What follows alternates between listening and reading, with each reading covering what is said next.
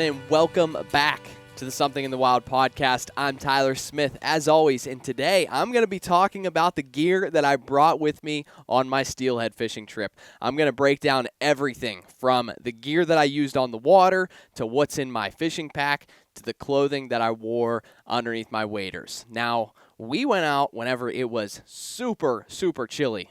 Temperatures in the 20s, temperatures in the high teens, a lot of wind, a lot of snow. So I'm going to run through what a cold weather fishing situation is going to require. Without further ado, let's get right into it. All right, the first thing that I want to talk about right now is my waders. And I would give Redington the most glowing review of all time for these waders right here. I don't know what the model is even called, but these waders, man, I have had them since 2019. It's 2024 right now. I have 0 holes in them, knock on wood, and 0 issues at all. They're amazing. I use these things all the time. I'm always walking through briars. I'm always walking through thick twigs and sticks. I've gotten jabbed, I've gotten poked, and they are still holding up. They have this welded material, so instead of stitching, it's welded together, which is, I mean, it works, and there's no denying it because these things have lasted me so long. These are amazing. If you're just getting into fly fishing, or you've been in it for a while and you're looking for a nice budget, quote-unquote budget pair of waders, something that's not going to cost you $1,000, I would get these. They're probably sitting right around $250, so still expensive, but I'm telling you, they are worth every single penny. All right, now the next thing I want to talk about are my boots. These are just the regular ones with the replacement soles, and these are also great. I mean, I love them, and they treat me very well. I've had them for a long time, and actually the same amount of time that I've had those waders, and they're amazing. They're absolutely amazing.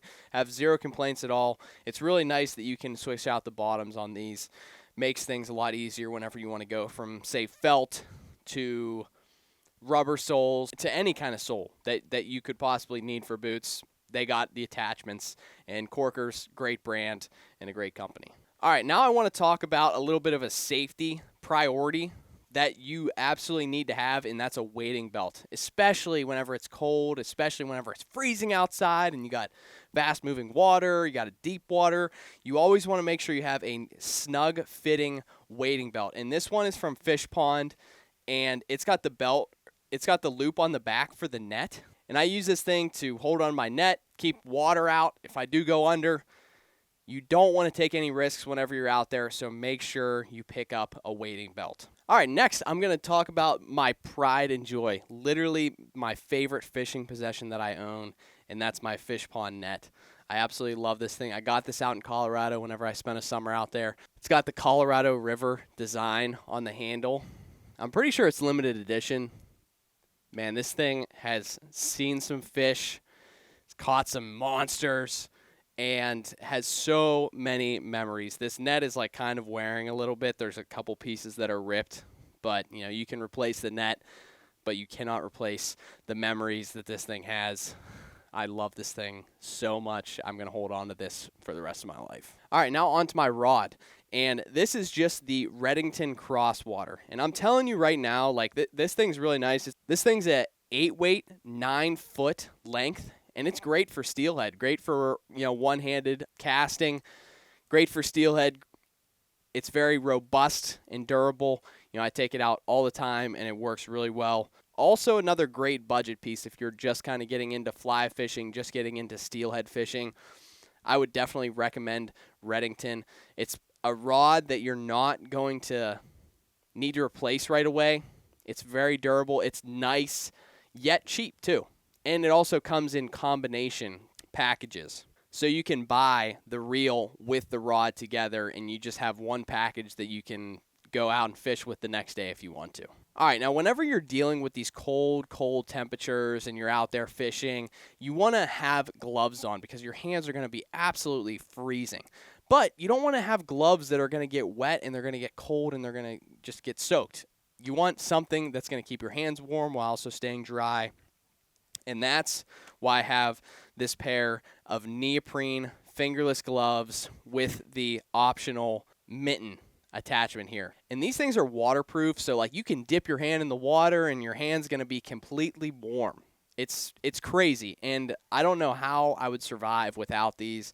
Another nice thing is that the thumb also comes off too, so you can have completely fingerless gloves dealing with tying flies or, undoing a knot, things like that. These are a great addition. Neoprene gloves. Make sure you go check out and get a pair of these if you're going out cold weather fishing. All right, and lastly, I'm going to talk about my pack that I use for fishing. So this is the FHF Gear Chest Rig 2.0.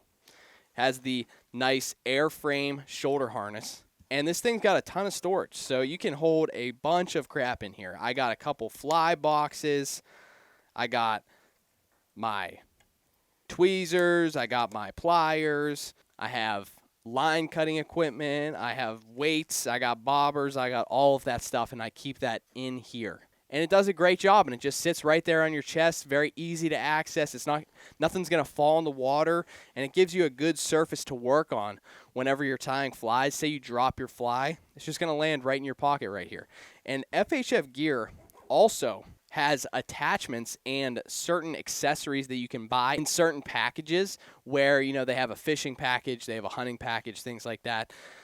I would definitely recommend checking them out. These are a little bit more on the expensive side, but in my opinion, well worth the cost. They're very comfortable to wear. I can wear it all day. I don't even know that it's there. And it keeps everything nice and safe and secure. All right, now that we went through the actual gear that I use, I want to talk a little bit about the clothing that I was wearing underneath my waders. And that's going to show up right now. Would you look at that? All right, so if you guys watched my last podcast from a week ago, this is kind of like the same stuff, right? Whenever you're going out, whenever it's cold, you're going to be using around, the same sort of gear. I want to start first by going through my lower body stuff. Obviously, I got my waders on. I got some socks. I got some thick wool socks. I use my merino wool, First Light merino wool OTC socks, and they work pretty well. Your feet are going to get freezing regardless of what sock you're going to wear because you're standing in freezing cold water. Now, it really helps whenever you get out of the water, you move around a little bit, then you go back in. You get out of the water, move around a little bit, go back in. That'll keep your feet somewhat warm. But for the most part, you just want to have as many layers of socks as you can on while still being able to fit into your wader. Now, going on to the lower body part. The first thing that I was wearing is my base layer.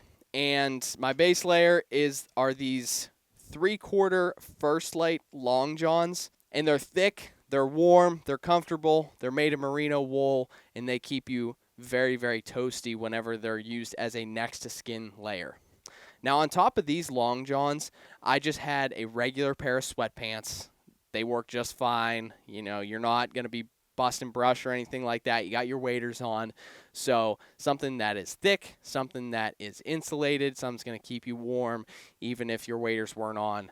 That's kind of the path that I like to take. You could also wear pants, but I wanted to be comfortable, so I was wearing sweatpants. And then moving on to the outer insulation piece are these puffy pants.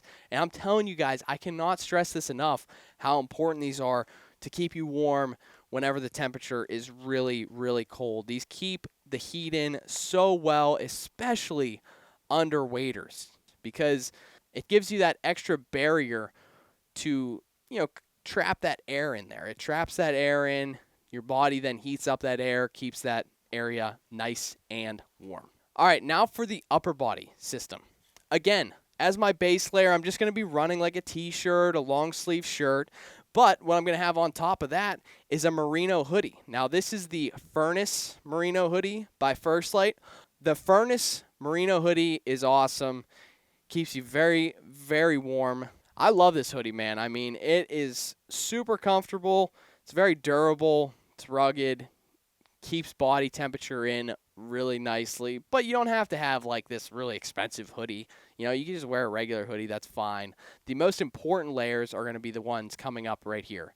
So the next thing that we're talking about is the insulation piece for the upper body. Now, this is just a Columbia puffy jacket. I think I got this at the Columbia outlet for like $25, and It works wonders, man. I mean, it's a cheap jacket. You could find one of them on Amazon. You could probably find one that's even thicker than this that would do even better at insulating. But this one's good. It's good for my needs, and it kept me completely comfortable the whole entire time I was out there, just with a long sleeve, a hoodie, and this. And then also this, my waterproof rain jacket. And like I said in the last video, I'm going to say it again, keeping yourself dry from any sort of moisture that might be splashing up from the water. If snow's falling on you, it's going to keep you dry from that. And also, it's going to block all of the wind. And the wind is what kills you on these fishing trips. Whenever you're in the water and you're cold in the water and your upper body's getting blasted with wind and you don't have some sort of wind stopper, that's when you get really, really freezing. So make sure that you're always bringing along a waterproof-windproof jacket. That's all I got for you guys. I really hope you enjoyed. I hope you guys picked something up. Again, another announcement. We have the merchandise. It's out right now. The Something in the Wild podcast hoodie, the Wild Frontier rope hat. Podcast hoodie has an awesome design on the back. Be sure to check it out. It's on the website. It's on the YouTube. You can find all of that information below. It'll also be tagged in this video. So make sure to check that out, everyone, and make sure